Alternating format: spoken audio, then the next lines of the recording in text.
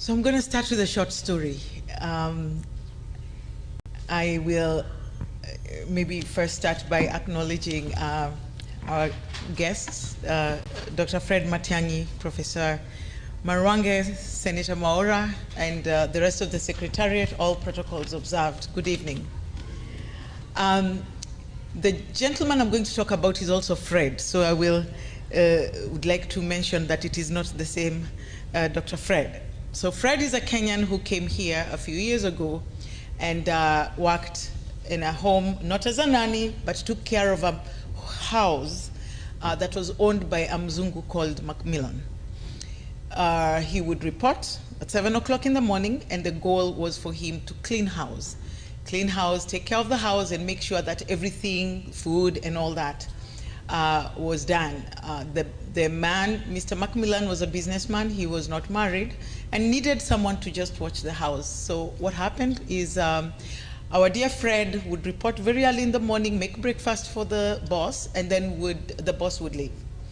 So what happened is one day, about an hour after the gentleman had left for work, he came back and found Fred watching TV with feet up, very comfortable.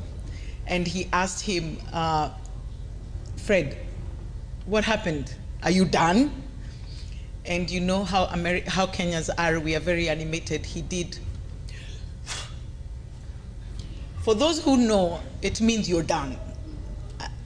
An hour into his work, he was done. Kenyans are resilient. We are hardworking. What happened is this guy worked himself out of a job. He was fired. But what he did is he realized, oh, I can do this. He went, registered a company, and ended up cleaning many homes every day and making a whole lot of money. Fred's story is not different from any of us. Kenyans come here, we work hard, we work 2-3 jobs, and then we go to school. Some of us are raising families, we are going to school, and I am no different than all of you sitting here. We all experience the same.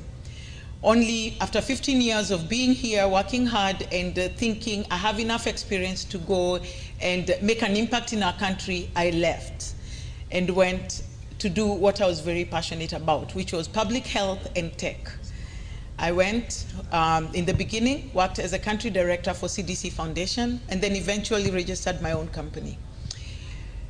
I'm saying this because a lot of us who come here as experienced technocrats, we end up going home and we want to make a difference.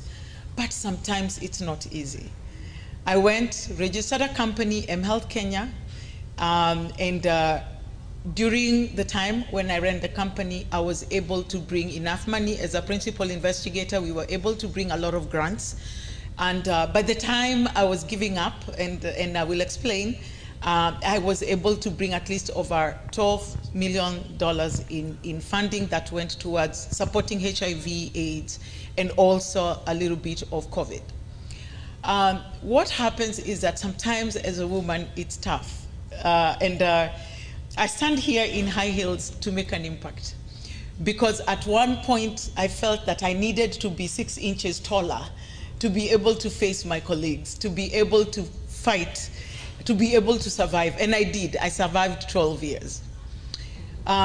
During the period when we were implementing COVID, and for those of you who have lived in Kenya or traveled during the COVID time, you may have downloaded a QR code. Did anyone here travel beyond COVID and had to download a QR code at some point? If you did, that system was called Jitenge. Jitenge started off as our surveillance contact tracing system that was developed with only 2 cases of COVID. It was my innovation. I developed Jitenge, and after being a surveillance and contact tracing system, it extended to surveilling truck drivers, and it also ended up in the airline, managing airline. Prior to that, thank you. Prior to that, I worked in the HIV space. Out of the 1.3 million people living with HIV that were being managed or receiving care and treatment, 900,000 of those were being managed using systems that we had developed, my company had developed. During COVID, when we started doing the work, the system, I was no longer just working with the Ministry of Health. I had to work with the Ministry of Transport, and I had to work with the Ministry of ICT. And questions started coming. Huyu anakula hii pesa na nani? Why are you eating alone? And it became difficult to the point where my life was not safe. People wanted to know where I lived, who I ate the money with. We do go home passionate to make improvements. We want a better country. We want to make impact. I did come back, but I want to go back home because that's where my heart is. And I know I do not speak alone. I know there are many who have gone and come back. In fact, when I heard you had come back, I said, if Matiang'i can come back, who am I? You know. So I'm here to say that a lot of us are passionate and we love our country. We want to see change. I was in Kenya the other day. When Sabasaba was happening, I had gone home to bury my mother-in-law. The challenges that we have, where we were burying my mother, the road was not passable. I needed to pay a grader. I wanted to pay for a grader because the government had not done the work. I was told that getting a grader required me talking to the MCA and maybe calling the governor. Somebody had to eat something for me to pay for a grader to come and fix the road to go bury my mother. When Sabasaba was happening, I spoke to a few young kids, and what they said is, we've lost hope.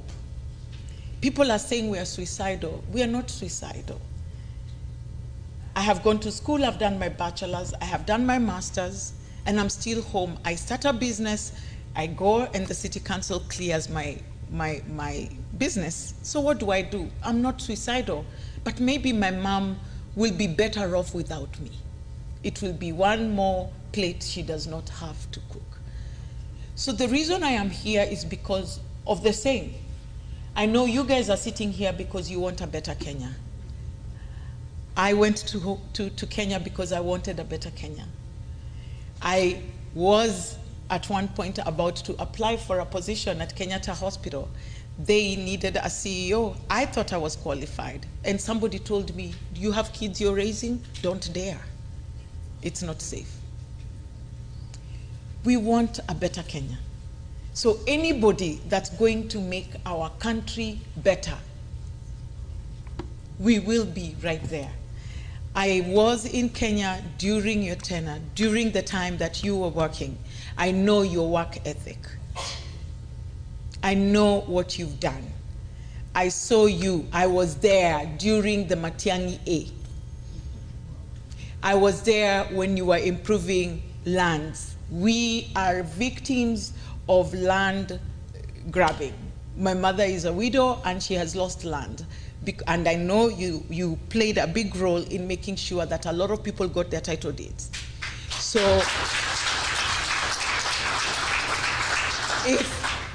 if your mission, if you can make Kenya the same as you did when you did all those other ministries, and if we can come together, all of us, with every little thing that we have learned, all the skills we have learned, if we were all to be given an opportunity to go and make that kind of impact, I know we will have a better Kenya. But do we have that environment? And who is going to create that environment? So my challenge to you is, how do you convince? What will you tell us that's going to be different? What are you going to do for us that is not been repeated before? What are you going to tell our youth who have masters, 2, 3, they keep going to school hoping that maybe the next degree is going to get them a job? You know, how are we going to feel that this is going to be different? You have a lot of work. You may have a lot of people. So this is a super discreet Nani camera. It's at 10 o'clock. And all our Gen Zs who are here, we would want to know what's going to be different. And my challenge to you is also, you've worked in the government, you know how it worked. What lessons have you learned that you can impact this time so that it may be different? And you know that if you do it, we will be right behind you. I want a better Kenya. I know you want a better Kenya. We all want a better Kenya. How do we know the best way to follow you that is going to be different from what other politicians have told us? Thank you. Thank you. Thank you so much, Dr. Catherine. I think everybody in this room agrees we want a better Kenya. My next speaker on stage will be Dr.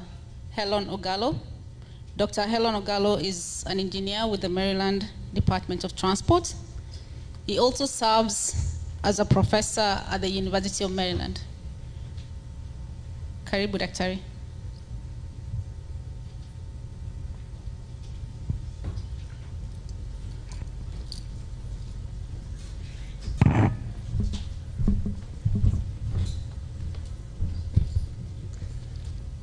Thank you for coming here, and I welcome our guests, although some have left. Dr. Maronga, it's good to see you again after a long time.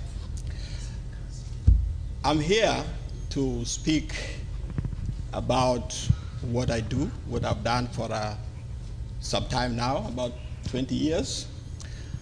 I work for the state, and my area of emphasis is traffic control design.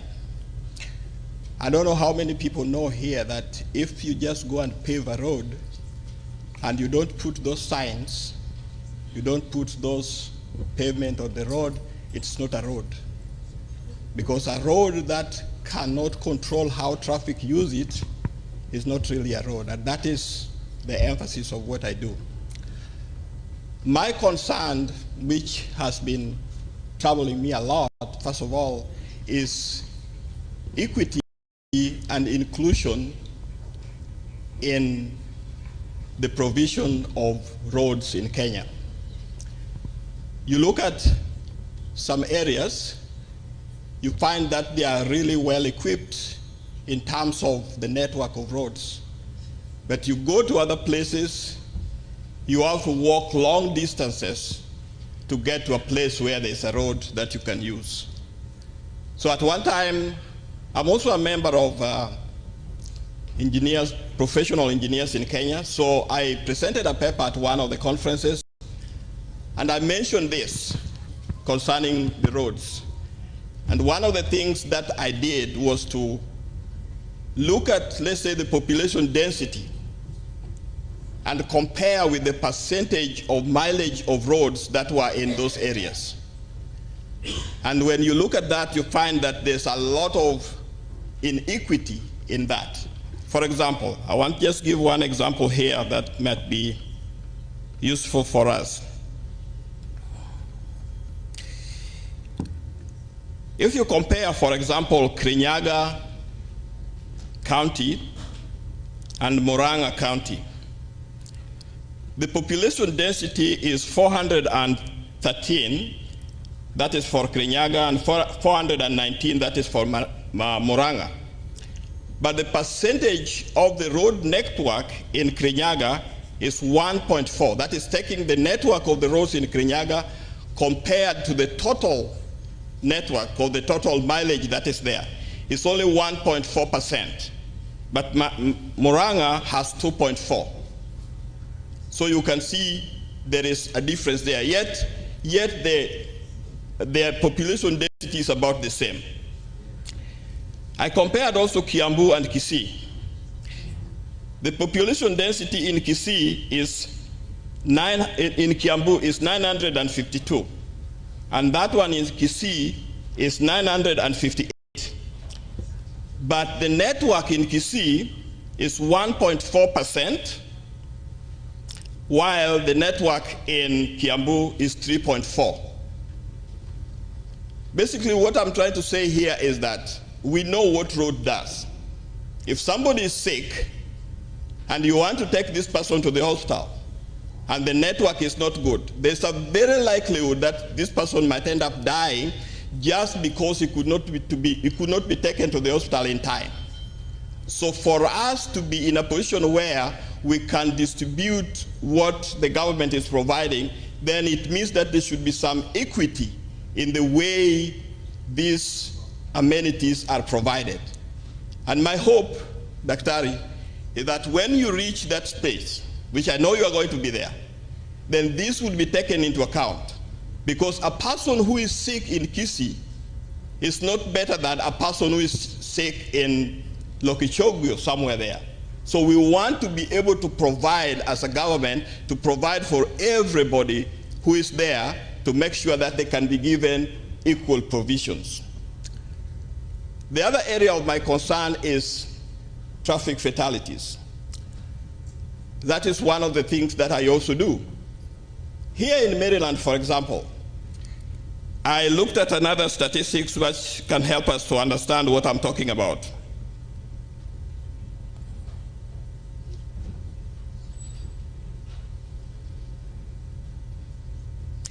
We find that the number of vehicles, the total number of vehicles that are in Maryland is about 5 million. That one is, I'm looking at the statistic called 2022. Also, the number of vehicles in Kenya about that time is about 4.5 million.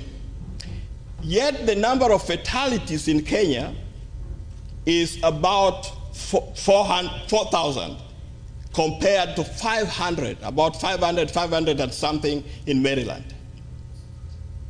You remember that people who are involved in fatalities are majority progressive, rich people who have some money. And in the end, we are losing a lot of people like that who could be enhancing the development through those. My thought is that this should be a focus for the government, that funds be made available, and not only funds, but programs be put in place that can allow these fatalities to be reduced. Even if they can be reduced by a half, that would be something that would be helpful. So it is my hope that when you get there, these are issues that will be looked into. Thank you. Thank you, thank you. Asante sana. Next on stage, I'm going to welcome Joseph Nyakundi Mecha. It's my honor to introduce him. We all know him as a community leader here. He's very well respected. He's the CEO of Mecha Financial Group and a seasoned financial.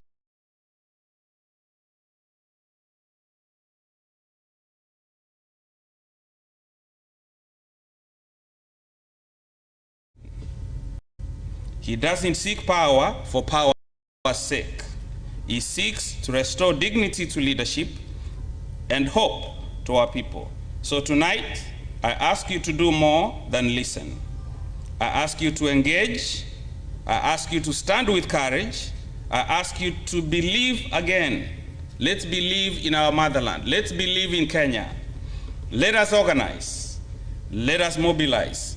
And make sure you go home, campaign. Let us activate our networks. Let us support this campaign. In the diaspora, we need to speak with one voice. Let's bring home leadership that delivers. Dr. Matiang'i is ready. So we are. Thank you, and God bless Kenya.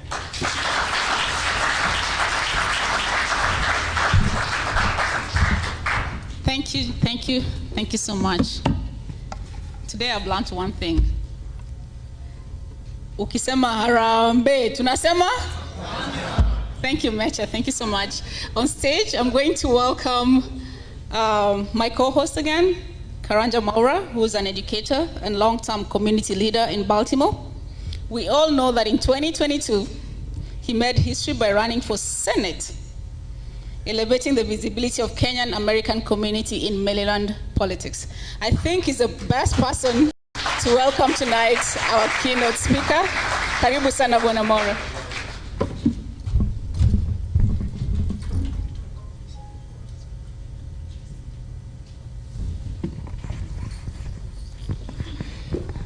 It's my honor. My big honor. A lot has been said. Today is not about me. Today is about the future of Kenya. We are at crossroads right now. And with no further ado, I'm going to take this moment to ask you to give a hard applause as I invite Dr. Fred Matiang'i.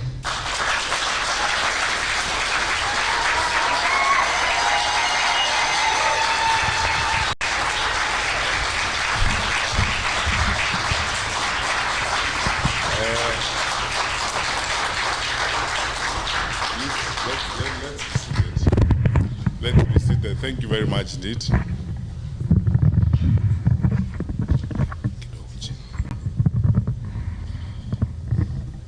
Good evening.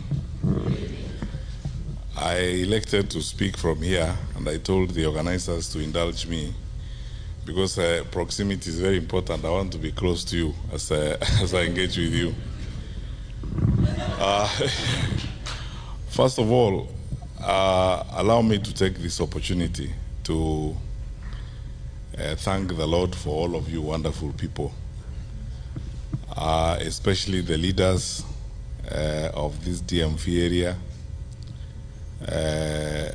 We had a meeting last night and had some dinner. I had an opportunity to listen to quite a number of you, and because we have been interacting, many of you have become very close friends, and we are always engaging. I will explain shortly what I intend to do in the next 1 year, 1.5 years. I am going to be on a listening mission, just such as I am today, meeting Kenyans in groups of 100 to 150 maximum, to have conversations with people about our country and about the thoughts I have and what I think would happen in our country. I'm not doing so because I do not know, or I do not have ideas of my own on what I think would happen. But I'm doing so because, quite frankly, I think a time has come for us to also change even the paradigms of how we manage leadership and how we engage public service, as it were. So I thank you very sincerely for this listening caucus this evening. That's how I'm looking at it. I have come here to listen. We need to change the top-bottom approach to public affairs, where leaders talk all the time, we give lectures all the time, as if we are the ones who know and others don't know, when in actual fact, the people we are supposed to serve are yourselves, and you have ideas and you know what you want to happen to your country. But for the short time I'm going to be here, I'm very, very grateful to you wonderful people for the time you have taken to be here. I'm happy that I've met some of you I've not seen for a long time. I think the 2 years I've spent at the bank, I didn't have an opportunity to move around, obviously because of the constraints of work. But now, since I started having these listening activities in the US and having meetings, I met a group of about 150 people in Atlanta, just like yourselves. The other day in Texas, and now today I'm meeting with you, mainly leaders from this general area. So there are many things I could say. But Kathy, you speak for me in more ways. And Dr. Gola, the same thing. You speak for me too. And I'll try as much as I can, if possible, to respond to some of the issues that you have raised and some of the points you have. But let me begin at this particular this, because I think I have a responsibility as a public leader to say that, or as an aspiring public leader to say that. Chinua Achebe, long time ago, before even some people in this audience were born, wrote a very small book entitled The Trouble with Nigeria. And the opening sentence of that book was, "The trouble with Nigeria is simply and squarely a failure of leadership." There's nothing wrong with Nigeria. There's nothing wrong with Nigerian water, Nigerian weather, or anything else. He said it's simply a failure of leadership. I think the first thing I would like to do tonight is something very practical that I've been dealing with in my own personal conversations with people since I came here. There are roughly, I think, about 300,000 or so Kenyans in the US, Balos, isn't it? About 300,000 Kenyans. When it came to registering to vote, probably about 10,000 or so registered to vote out of those 300,000 Kenyans. There are about 2 or 3 polling stations. And even then, when it came to the actual voting itself, I don't think 3,000 Kenyans voted in 2022. So let me begin by saying this to you. And even we, as the leaders or aspiring leaders, we can't love your money and the remittances that you're making, but we don't love your contribution. My first challenge to you, wonderful people, is that you need to participate in electing the leaders of Kenya, so that then you can hold people to account. So because I'm a presidential candidate, I took it upon myself to begin conversations with people on how we can make this happen. And this morning I was talking to the people at the mission, and Mr. Mwaura, we agreed that you are going to form a small team that brings together leaders and representatives from other cities in the US so that we can complete a proposal on how we can increase the polling stations in the US from the current 3 to 10 or 15, and then begin a process of sensitizing the Kenyans who are here to participate in the electoral process. Because, my brothers and sisters, whatever we do, unless we are participating in making that decision on who is going to make decisions for us, I mean, what are we going to talk about if you are not participating? We can only whine and dine and complain about it. And I might tell people in Nairobi, for instance, that if the middle class in Kenya actually wanted to change the country, they can change the country. Going to Karen Club and having drinks at Karen Club is good, but it will not get us to where we want to go. Participating in the process will get us there. We can stay on X, it's a good forum, we can engage, yes, but voting, actually voting and going to vote makes a difference, because that way then you'll be able to take decisions that affect the way in which your country is managed. So my challenge to you, leaders, is that please follow up on this discussion we had with people at the mission to complete a proposal that will be looked at by the IEBC. On front, as leaders who are outside of government, we have already started a process of both petitioning the IEBC and also with a perspective of going to court if need be, to see to it that we have more polling stations here in the US so that you guys can vote.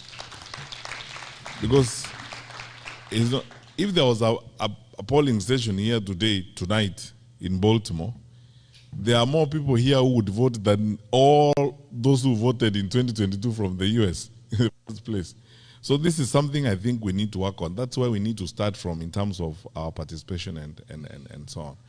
So let me go to my brief remarks tonight, and then I am looking forward more to interacting with you and answering questions and giving you my perspectives. And Kathy, I'm going to answer your questions, the ones you asked me about my experience in public service and what I think I'll do differently, as it were.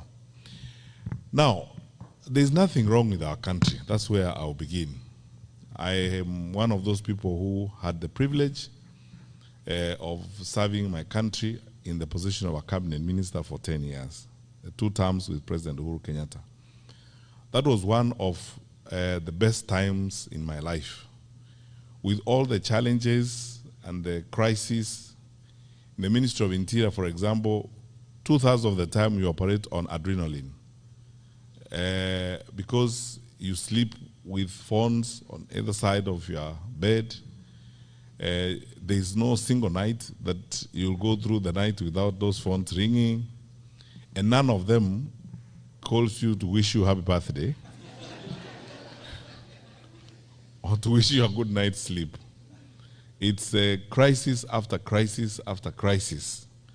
A dam has burst out in Solai, in Nakuru, and it has swept down families. Nobody knows, even at that time when the regional commission doesn't know how many families have been swept down.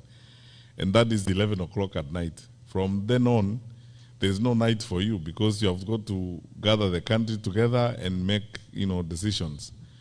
Some crazy fellows have probably crossed the border and we have been tracing them and we have lost them. And chances are that they are likely to be terrorists and nobody can trace them. We have lost them a bit somewhere between one point of the border and another. You cannot go to sleep because you don't know where they are headed. Because if they get there before you get them, you know what's going to happen. So have the time. That is the kind of life that you lead. But I want to say this, and this is my testimony. I say this very sincerely from the bottom of my heart. I thank the Lord for every minute, every hour I served. And as I said, it's the best time in my life. We were not, we were not the most, perfect or ideal group of people. But by God's grace, we were able to do much. And then I got to know the country in ways I never knew it before I went to public service. And enjoy and love my people more than I loved them before I came in, because I came to go into people's lives, you meet ordinary people and their experiences on a day-to-day basis. Some of them are heart-wrenching, others are, inspiring, but it's all in a day's work and it's a very exciting opportunity to serve.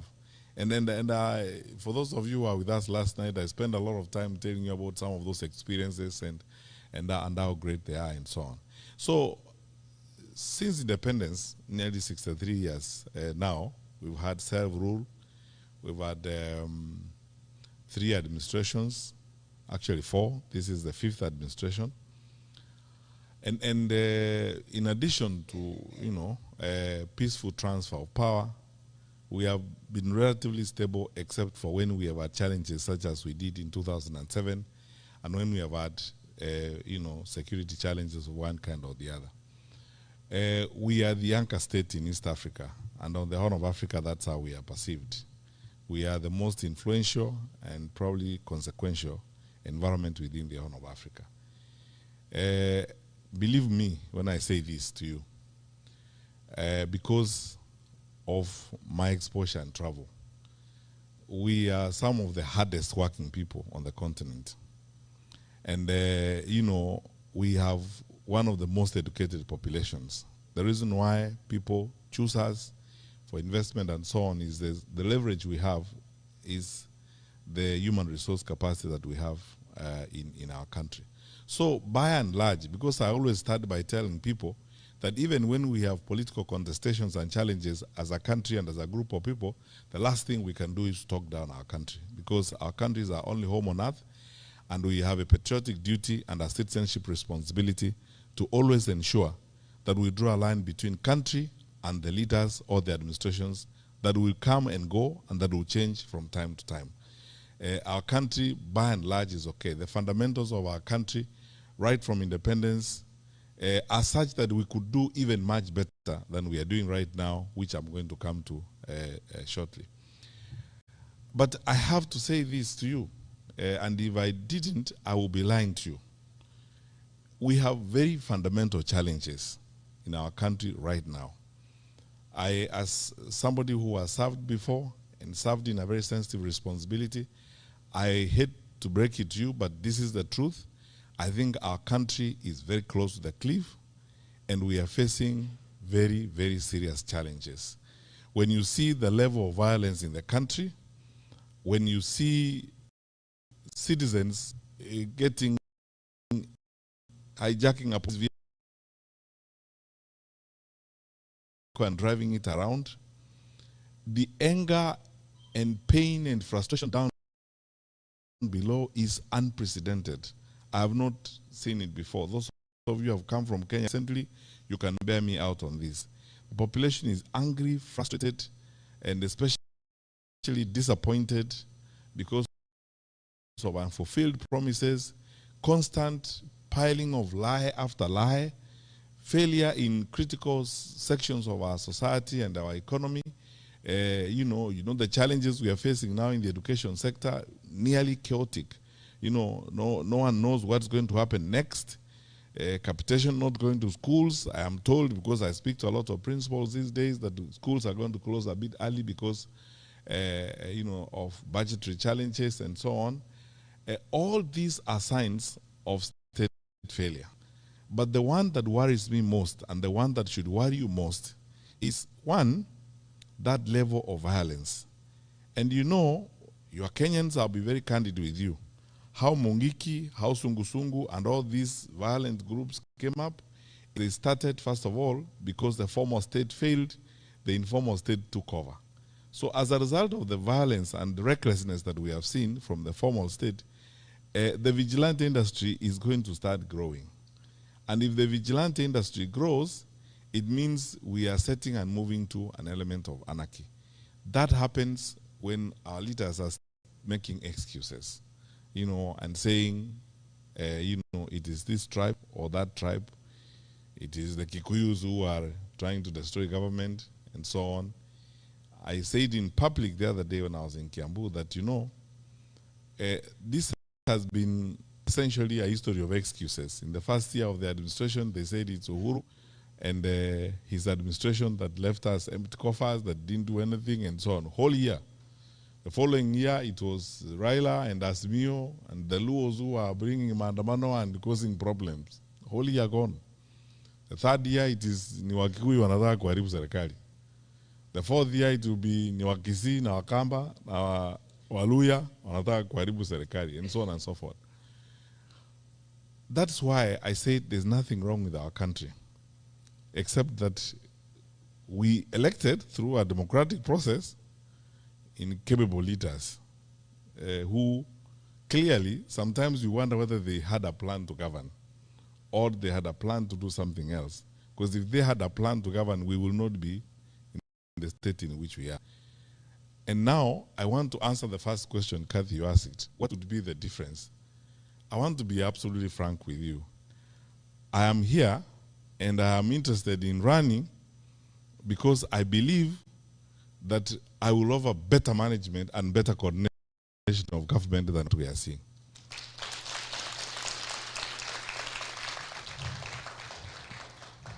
And why? I said the other day in a TV interview that after 10 years of service as a minister, the last 4 of them spent as coordinator of government activities, I understand government almost like the back of my hand. That what actually needs to be done, Kenyans are not looking for a government to cook 1 million chapatis for them. They are not looking for, Kenyans are not looking for a government to make the bed for them or raise the children for them. Or, the Kenyans are looking for a government that will do one thing. Just wake up in the morning, go put your ass on the chair and work. That's all. Do your work. And don't make excuses. When you're supposed to do the work, don't make excuses and say it's so and so, it's so and so. My commitment, and I've been telling fellow Kenyans that since I put my name on the ticket and I put my hand on this, I'm saying this, hold me to account. I will not make excuses. I will not shirk. I will not hide. I will not fudge. I will not bend from responsibility. I will face responsibility head on and do the right thing. And there's no problem, because you see in Kenya, you have a fantastic institution called the public service. The public service in Kenya has been the basis on which, as a country, we have stood. People go into the public service, they do a fantastic job. Many of them are very professional and very committed people who need, and that's my second point, who need trust, leadership that they can trust. Because the trust deficit in the administration is uncoverable. The distance between what they say and the truth is uncoverable. That people need trustworthy leaders, people they can trust. That if they tell you this is going to happen, it is going to happen. That's why I don't want to spend so much time criticizing others. I would like to spend more time saying, in my view, we would like to have a trustworthy government, a government you can believe, a credible government. Whether it's foreign policy, you know, our country, Kenya, over the years has been known for three things: stability, reliability, and credibility.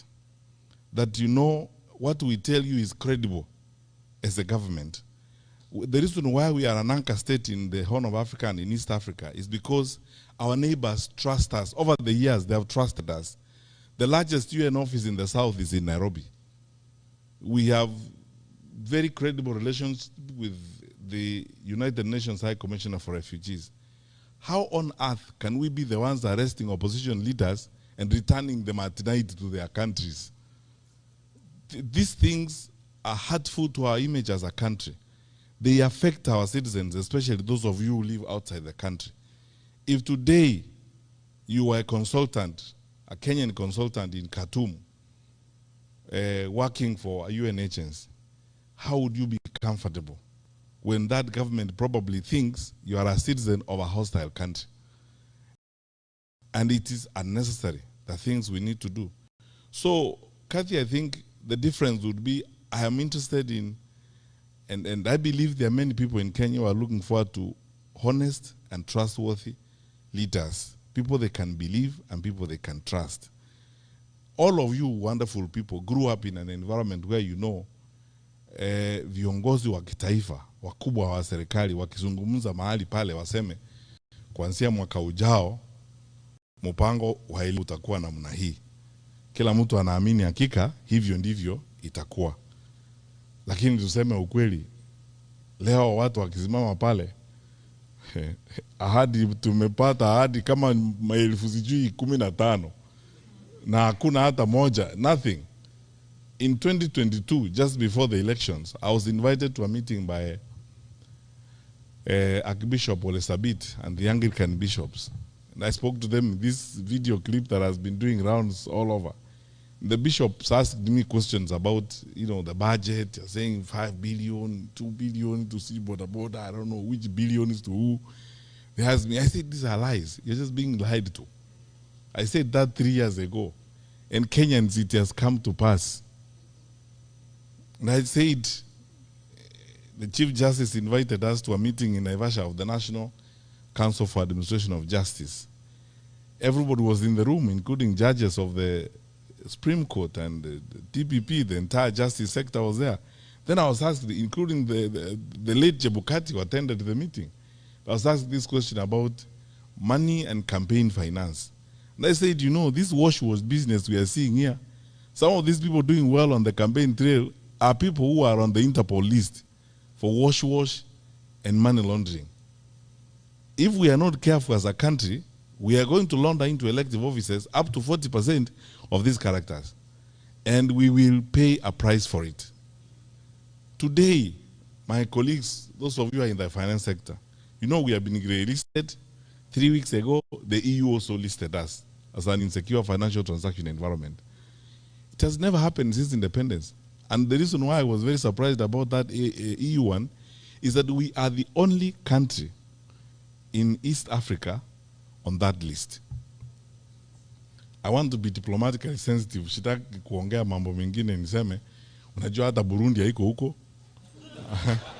Ta Somalia haiko huko. Sisi tu ndio tuko huko kwa East Africa. Sisi ndio tumeandikwa hapo. Tunafanya ujeuri wa fedha vile tunafanya. So these are the issues. This is the reason why I would like to run for president, because I believe our country deserves and should get better. Our country deserves and should get better leadership, in my view. And you're not going to bring it from Mars or from Jupiter. The people are there. They are willing and ready to serve their country. What they need are leaders who will go and work. I have not arrived from heaven myself. And you know, I am not one of those who carry around a big Bible ambayo inaweza kukuangusha. I go to churches there every day, singing songs, hymns, trying to pretend that I am holy. I am a sinner like you. It's just that I'm a realistic sinner who will say,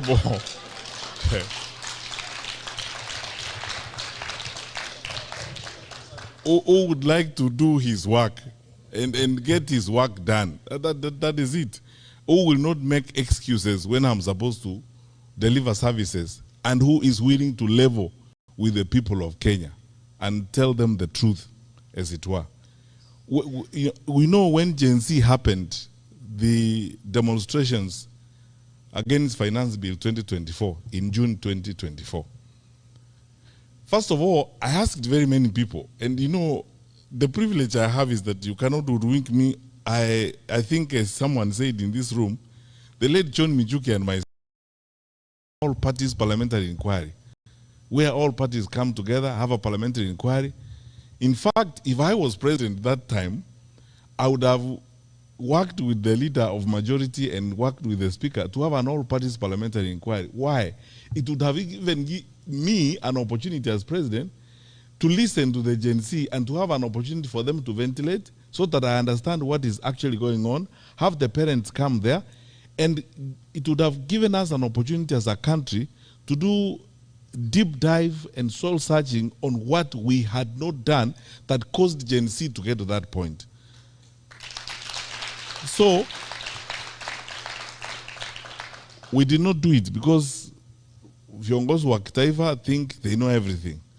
Then 25th June came, 2025. We lost more lives.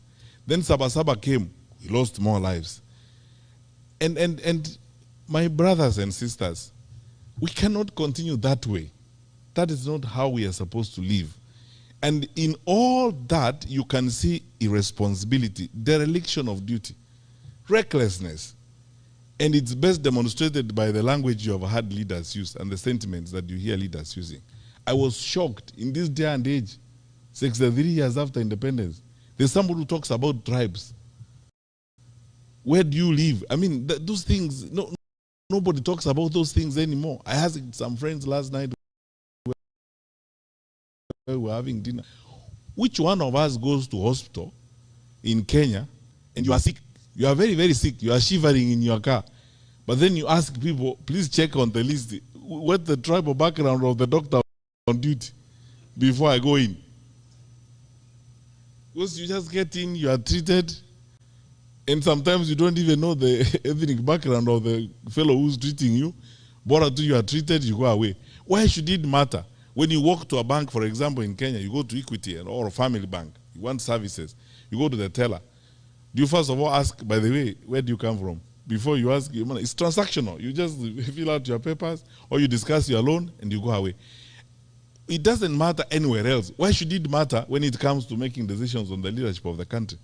It's because some of us, tuko na shida fulani, sijui ni ya kurogwa ya huko nyuma, which we should never, ever, ever as a country accept. And that's why the young people in this audience who are listening to me, Gen Z is an opportunity to step into the third wave or the third generation of leadership in Kenya, modern Kenya. This is what is going to give us this thinking, and this approach is what gives us a modern country. A country where the content of your character matters more than your surname. You know, the values you hold, the delivery of services is more important than your surname.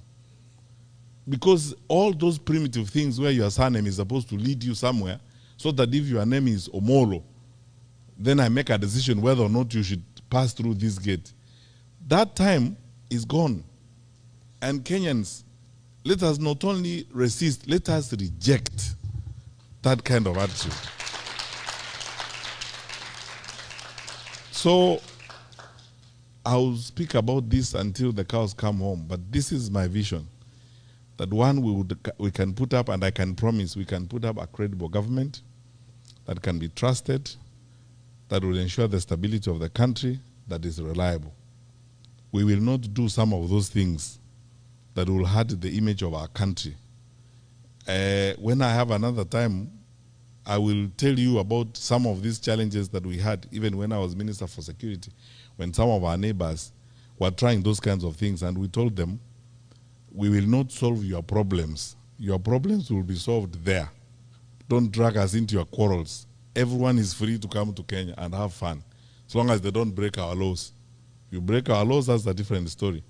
But if you're just coming to do business in Nairobi, have a girlfriend in Nairobi, do whatever, you are free.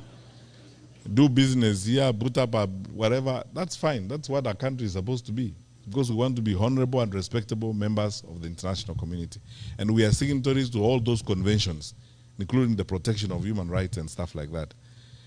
That's what I hope we would do as a government. We would sit down and reorganize the education sector that is chaotic. Imagine, how can you not be frustrated if you are a young university student? You don't know when you're going to have help to start with. You don't know when the semester is beginning or ending. You do not know whether you're going to do exams or not. Statements fly left, right, and center from the ministry on your fate. You don't know which one to believe. The one that came out today, the one that was made by the minister, or the one that was made by the president. You don't know. Chaotic. How are you supposed to live your life? Yet, you know, in a sector like that, you're supposed to have a sense of predictability to move forward. I will advance this argument, especially when we come to the campaign proper. We waived examination fees when we were in government, because I can tell you as a Minister for Education, when we looked at the budget lines and the allocations to the Examination Council and what we have in the budget in the ministry, there was no point really of levying examination fees, especially when you know it is actually going to be a wastage issue, it's going to be an inclusion issue, it's going to be a completion issue. For the educators in the room, like Dr. Weche, you know what that means is that there are people who are not going to do exams because they can't afford 5,700. And if they stop there, that is wastage. All the resources we are putting to educate them is wasted. And these people's lives is messed up. It means it is going to exclude some people. That's why it's an inclusion issue. Only those who are well-to-do will be able to do that. It means it's also a completion issue, because you see, you're going to start having dropouts as a result of this kind of bottlenecks. These are barriers to educational completion, as it were, and the educators in the room will understand what I mean. That is a way that affects the human resources we have for our country. I don't know whether I can be crazy enough to do those kinds of things in society. We would like to run a government that will pay attention to that, because that is, for us in Kenya, education is our gold mine, because that is how we train, and that is the foremost resource we have, and that is the leverage we have for growth and development. Go anywhere in this world, anywhere in this world, you will find Kenyans there, educated Kenyans working in all these international organizations.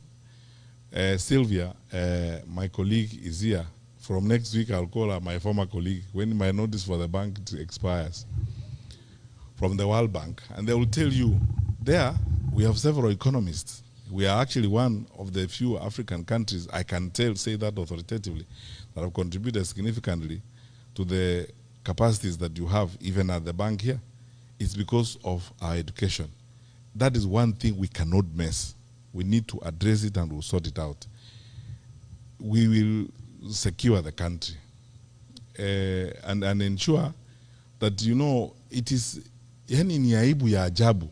The people are walking around in the capital city of our country, in the capital, not then in the capital city of our country, carrying rungus and sticks and kicking doors, businesses, and so on. There are banana republics that are better than that. We cannot allow that. My brothers and sisters, let us all come together and ensure this does not happen as we go forward, so that we strengthen ourselves and strengthen our country. But you know, finally, and this is the last segment of my remarks tonight, I have not lost hope, and I will not lose hope in my country. And I want to ask you, wonderful people, because when there are challenging times like this, it's very easy to be tempted to lose hope, to give up on your country. And for you especially, who are here in the United States of America, like Kathy said, you go there, kukidoka, unarudi. Then you say, acha nikae tu, and then you are not going back, you are here, and everything seems to work one way or the other here. You drive to the seaside and have a nice weekend, get your friends on Thanksgiving Day and have a barbecue and stuff like that. That's fine. But look, even this one was built and it got here because people made sacrifices. So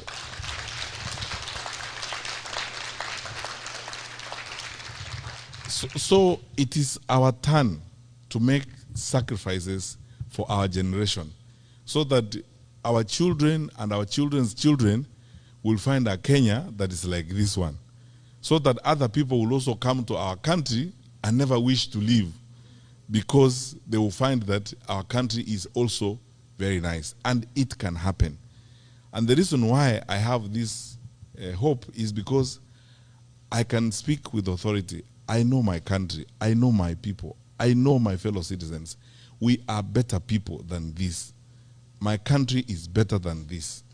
What we are seeing and the behavior of the people you see in administration and so on is not who we are as a people. That does not reflect the true picture of Kenya. I don't know about you, but look, my friends, I have been in the public service. I have seen police officers cross swollen rivers with examination sheets on their heads or on the side, walking through. They're not paid additional fees for that, protecting those papers and ensuring that those papers are not messed up. During Corona, I went to some place beyond Embakasi to thank some Kenyan women who had decided on their own volition, nobody asked them, government did not ask them, to cook for police officers who were manning the roadblock at that time. Two of them lawyers in Machakos. They had come together, organized themselves, and they were supplying food to those police officers, cooking for them every day. They actually created a makeshift kitchen.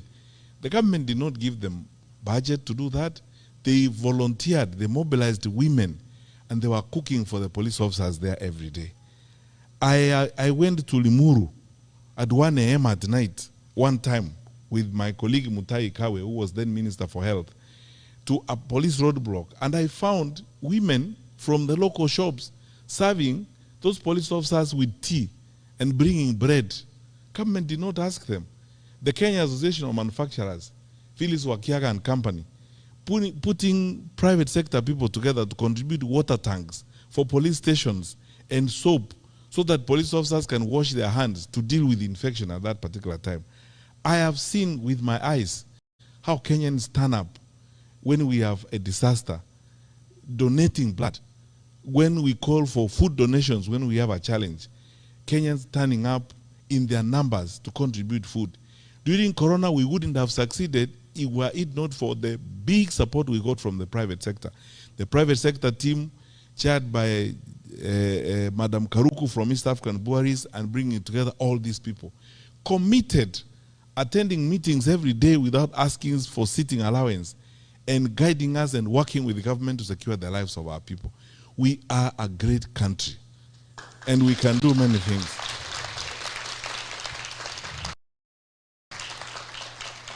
I have worked with public servants who will not ask a question if you ask them to come to work over the weekend. As long as you are trustworthy enough, you respect them and take their advice and don't politicize their decisions or try to create funny games of parachuting people because they come from your tribe and promote them and that kind of rubbish. Public servants who are committed and focused on serving their country. Our country is great. We are better people. So because of that, don't lose hope. We will rise again. We will cross the bridge. And this momentary challenge we have because of some challenges with some of our leaders, we will overcome it and build and move forward. After COVID, we said we will build big and better, and we will go forward. We are the long-distance running country. So we are resilient. We will do well as we move forward. So all I ask you, my brothers and sisters, is this. let's go beyond these nice conversations we have. Mwaura, let us finish that petition. Let us have additional polling stations here in the US. Wake up in the morning and vote and determine your leaders. Do not complain and write nice stories about what is working and what is not working. It is good to say that because we need those views. But you could actually make it even better by casting a vote and making a decision, and encourage your brothers and sisters back home to participate in the electoral process, to reject violence, reject the temptations to be divided, and reject all this kasumba mbaya that is being brought to us because of incompetence. You know, when people are incompetent and they are not able to work, they make excuses. You know, from morning up to evening, the first time they open their mouth, they say it is Mwaura. It was, bro, you know, it is Mwaura who's not doing his work. Next time they tell you it is Major, you know, and so on and so forth. And the work is looking at them. The challenges are looking at them. They are there every day. And all they need to do is just go to work, sit down, put people together and work. So that is how I think Kathy will make a difference. And I am committed. You asked me about my experience in public service. I've said it was a wonderful experience, and I succeeded because I trusted the people I worked with, and they trusted me. And every single day was essentially a celebration of our nationhood everywhere you go. Whether you meet rural folk or people, you know, sometimes I was telling some friends last night that one thing that I am going to have to learn to live with in this thing I'm now doing, that, you know, I never thought I would actually first of all go into politics and start campaigning and looking for votes. Now I'm here. Sometimes it's an emotional experience, to be honest with you. You know, like when I went to Kiambu, you know Kenyans are really wonderful people. You meet these women, these ordinary women, some of them are actually walking bare feet. And if you even sit down with them, they actually know what the country needs, and they talk to you very responsibly and very nicely. Those people are not wheeler dealers, they are not cartels, they are not washy-wash guys. They just want a peaceful and stable country. End of story. So, you know, tuaje mambo mingi na story mingi. You know, let's get some work done. Now, I keep telling our leaders, you know, every time they are sometimes even criticizing us and saying, oh, it's the opposition that is sponsoring violence. And I tell them, there is nobody in this world called opposition. People have names. Say it is Fred Matiang'i and give the evidence for it. Because even that blanket and general condemnation is part of that laziness and that recklessness and escapist behavior, as it were. Be direct and say who it is who is doing that kind of thing. There is nobody called opposition, as it were. Just say who it is who is supporting and provide the evidence for it. We are a mature country. We are better than this. We can do a lot of good things as a people. So, my wonderful people, join us, those of us who are walking this journey to making Kenya an even stronger, better, much more stable environment where we are all proud to be. Because I can guarantee you and I promise you, if we stick together and work the way we are working, our better days are ahead of us. So, our better days are ahead. So let's work together. I'm asking each one of you, when you have registered to vote for me.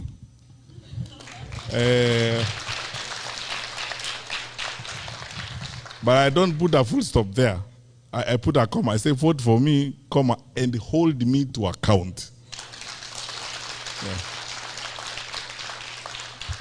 And hold me to account, because this, I am not given to those types of stories.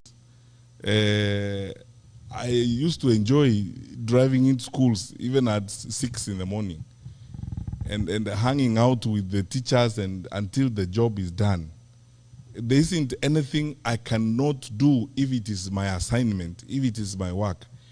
And when Kenyans tell me about it, like I've had some of you refer to it tonight, please know this. I wasn't doing you a favor. You paid me to do it. So that is what you paid me to do. I was earning your money every month, and I pray that if you decided to hire me again, I'll be worth your salary. God bless you.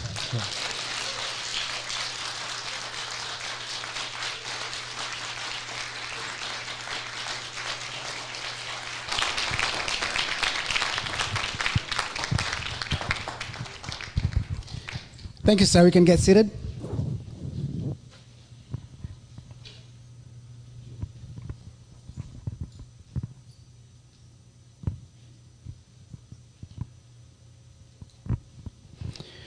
All right. Thank you, sir. Thank you very much. And actually, I believe those who came here not convinced are convinced. And if you're not, we're going to have more meetings like this to make sure that you get convinced. Dr. Matiang'i has a history that if you Google it, don't listen to Baba Moore or Senator Moore. That's not enough. I'm biased in many ways. Just go check a little bit. Do a little homework. You know, look at the resumes of the people you're dealing with, a number of options. We're going to go to the question session. But there's one thing I want to say before we move on. If you really believe, and I know you do, that this is a journey we have started to State House, you're going to act like you're a person who is already in State House. What do I mean by that? For one, we cannot be carrying those tribalism he mentioned right here, today, in your own area. Because let people be attracted to us, to this campaign, by the way we behave, the way we act. They're going to say, these people are actually different. Their politics is different. And therefore, they will be able to gravitate to us. The other day, and you've observed interviews of Dr. Matiang'i, he's not accusing others, attacking others, and using language insulting others. That is missing in his interviews. And it's intentional. So I would like us to be intentional also. When we talk to other people, because we'll expand this tent. That's how we win. By being very intentional in the way we speak to the people we want to bring to our camp. Lies are not necessary. Attacking others are not necessary. If you have a good history, why are you attacking others? Give them your history. That's all you need to do. And you will be fine. The other thing I'm going to say, and I'm going to apologize saying this, let us not be caught up in our tribal cocoons. That's not going to help. For example, if I'm from, what is it called, Mulima? Mulima. Mulima cannot elect a president on its own. Just like Nyanza can't. For that reason, be very sensitive when you are talking to others and try to bring others in this camp. If we are going to make a good presidency, we have to start acting now like a good presidency. So now we're going to go to question and answers. I'm going to bring my very able secretary, SP. I've never had anybody called Spalatin, by the way. This guy is called Spalatin. Give him a clap, tafadhali.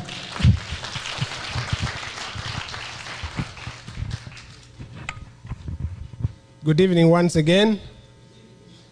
Good evening, friends. Let me hear you say, restore Kenya. When I say Matiang'i, Matiang'i, restore Kenya. Restore Kenya.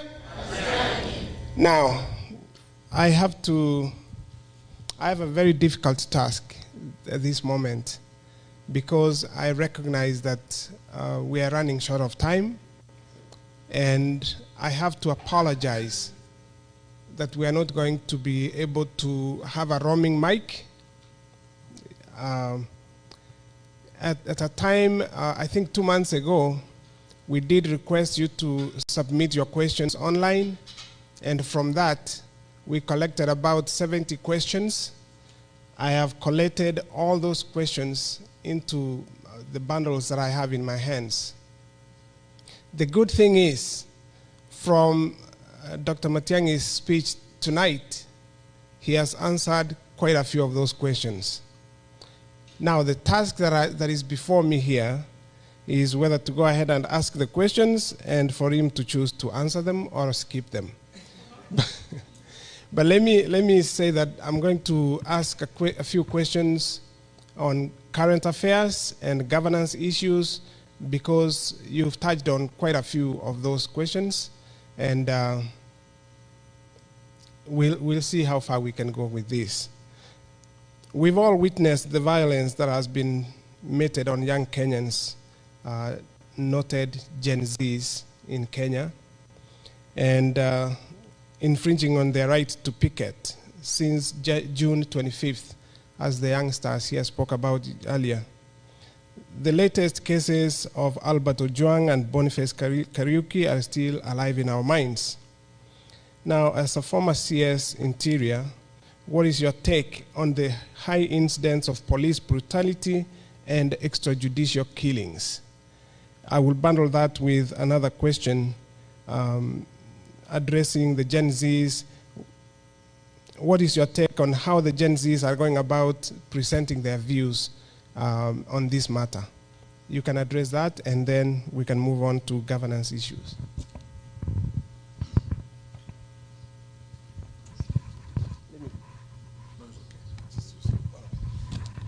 Thank you for the questions.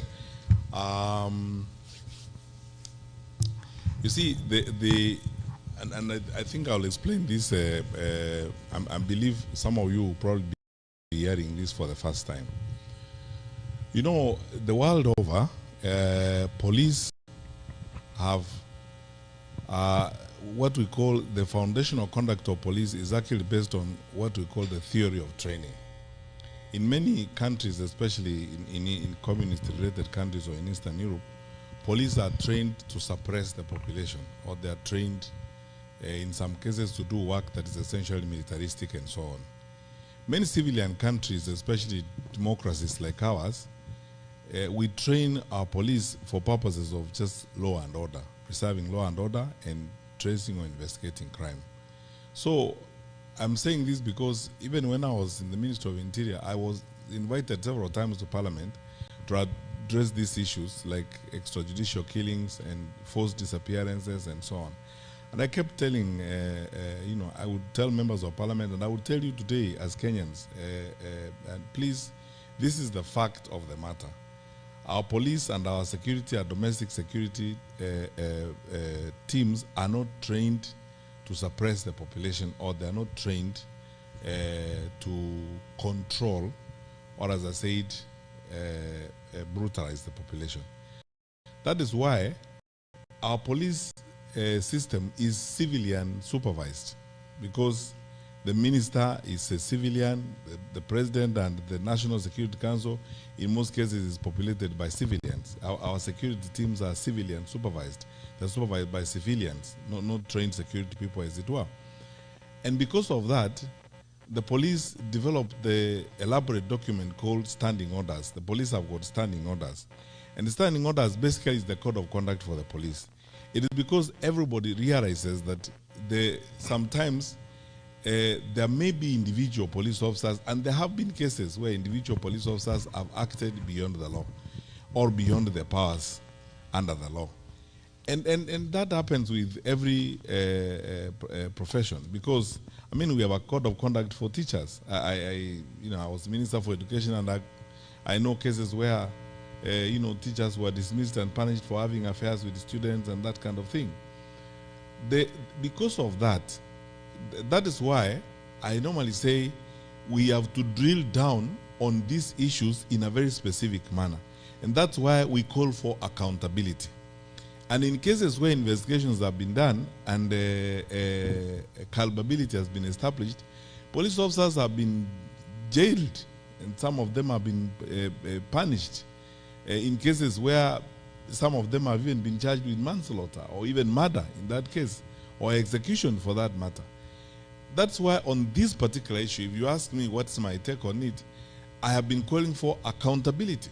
Let there be accountability for what has happened.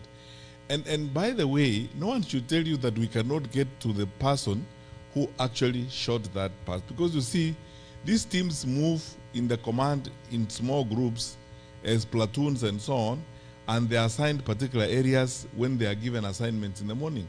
So we can actually, there are many other things. I don't want to look like I'm betraying my former colleagues, senior security officials, but there are ways in which it can be established. You can drill down to the actual officers who are involved in those particular acts, and they are brought to book. They are punished.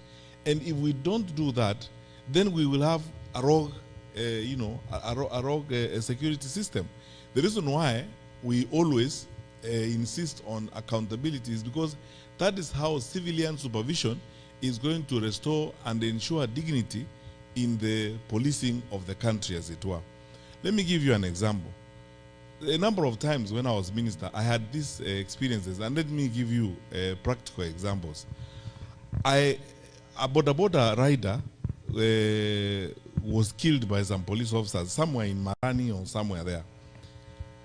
And then I was invited to, because the matter became, problematic, so we were invited to investigate the issue.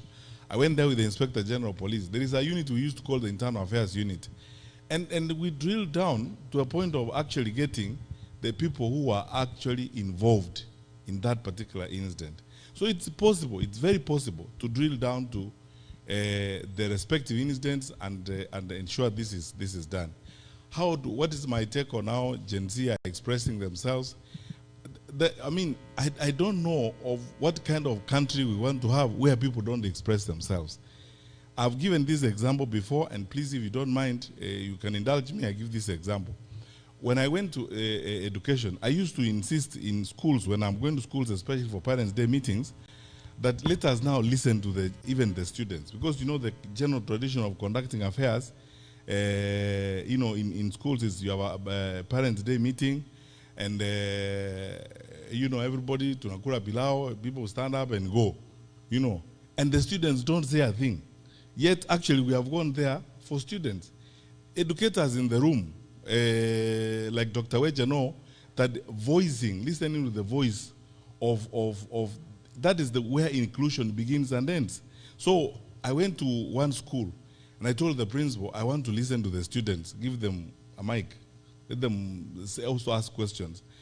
And this girl asked a question, almost drove me to tears when she looked me in the face and said, and this is a girl who was in Form 3 or Form 4, told me, Minister, we work so hard in some of our schools.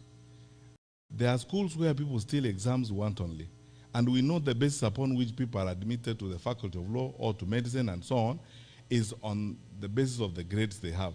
Now, those of us who are not able to steal exams are disadvantaged. What are you going to do to ensure that this does not happen? We were being called to account by our children, as it were. What is going on, honestly speaking, is something we can deal with less force, less arrogance, and so on, because there is nothing unusual or nothing extra that is being asked. What this is voice, the Kenyan population, they may be young, they are voicing themselves, they're saying this, they're voicing concerns and raising issues. Why don't you address those issues, as it were? And find answers. Where we don't have answers, we can confidently say we don't have the answers, or bring them on board. That's why I've been saying we must be as open as possible, because we chose democracy. Why did we choose democracy? We don't want to listen to each other. We chose democracy. That's where I think, personally, I have a problem. That we are not listening. Let's listen to the issues that are being raised. Some of the issues that are being raised by Gen Z are straightforward matters that you can see, like recruitment and so on. If you need 200,000 shillings or 300,000 shillings today to get that letter of employing a teacher, 300,000 or 200, where are these guys going to get that money? And this is what they're asking. They're asking for, equity, they're asking for objectivity, meritocracy, and these straightforward issues. Why should we even debate them in the first place if we are serious people, in our society? So my view is, and then that is a position I've held for a long time, is not just for this circumstance. Let us listen to one another. Let us listen to the younger part of our population. And I noted the other day in an interview that 70% of the Kenyan population, 70%, 7 out of 10 Kenyans you will meet are below the age of 35. So the 30% are the ones now sitting on these 70%, as it were. And if we are serious people, honestly, and I believe we are, shouldn't we be spending our energy and time on this 70% of the population?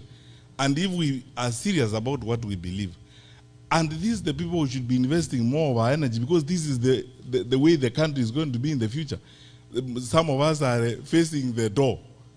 These ones are coming in. Isn't this the part of our population that we should be spending time? And when they ask questions, we brutalize them, or we think it's not necessary for them to ask the questions. So my view is, and lastly on that particular matter, there are many things I will, when I release my manifesto, I'm going to point out, for example, a program that I would like to encourage Kenyan leaders to espouse. You guys are living in the US. You know something called the White House Fellows Program. The White House Fellows Program is one of the most famous programs that has trained leaders in this country.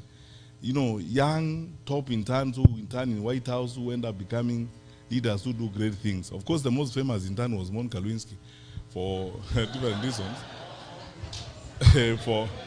for the wrong reasons. But you see, I would like, for example, I have been writing a program with my colleagues on my campaign team to develop a program like that in Kenya, if I had the opportunity myself to be president, and then replicate it 47 times in every county. Imagine how many young people you will bring into leadership through that. And then train them. Lastly, people forget one thing, by the way. The Matibas, the Kibakis, the Uhurus, who ended up becoming president, they started the experiment or the opportunity when they were 20-something years old. So why are we stopping them? Yeah, why are we stopping them? I mean, where are we going to get leaders from? Sasa tunakaa sisi tukae huko mpaka tukuishie huko, then what happens? Because we should now begin that process of trying those 20-something, bringing them, and working on that program. So my vision, which I will publish in the document, is that one of replicating that White House Fellows program and replicating it for 7 times in every county, and then using it to begin a new process of training young leaders. And I swear to you, I will manage it through a very brutal meritocratic process. Brutal. Yeah. I will not care whether somebody is Rendile or Michikenda or wherever they come from, whether they are pink, green, or yellow, provided they are Kenyans. And then you will see where Kenya goes after that. I mean, it will be interesting. Thank you.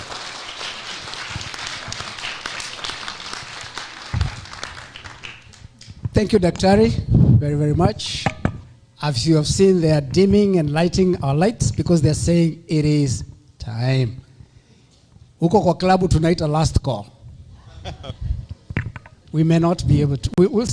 As I said earlier.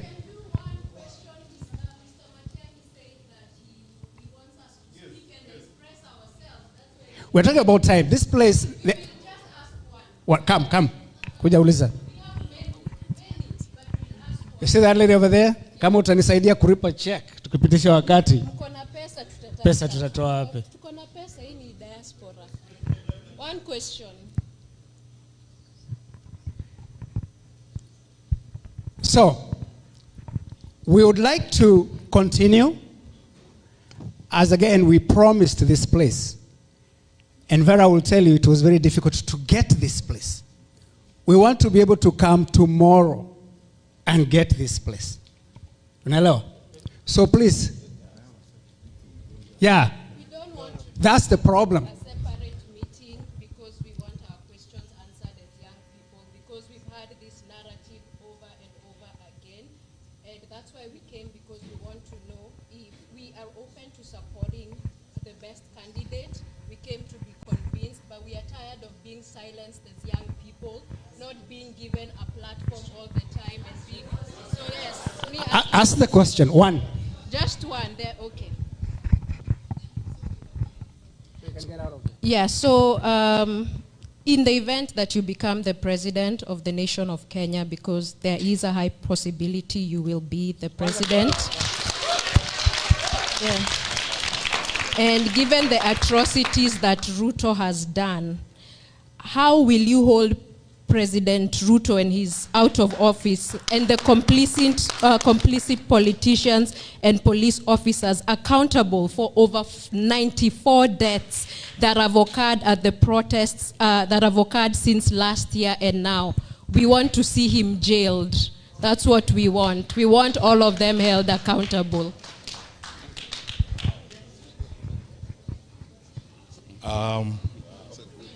This is why maybe next time we have a meeting, we should start with them. Yeah. So that, first and foremost on this matter, I believe very strongly, by the way, in accountability. That, you know, for every action that you engage in when you're in public office, I believe in accountability. That you should be asked questions and you should answer for what you have done when you're in public office. That's why for many times we have been in public. You know, by the way, I have answered questions myself about Rivayara. I've answered questions about cases of forced disappearances and said where investigations were not complete, the files are there, they should be complete, and I am myself ready to go before an inquiry. I think for this particular reason, and I agree with what you are saying, we should allow, we have enough instruments. You know, we are a country that is ruled by the constitution and rule of law. We have enough instruments. We will not actually even need to reinvent any new instruments or write any new law. We are both local and international instruments. And you know, by dint of the fact that we are signatories to these international instruments, I am sure that some of them will probably not even need us as a government or as a country to invoke them. I have said this before. This is not the first time I'm saying it, so that someone says I'm saying it before Zamia. I have said it before in a separate interview.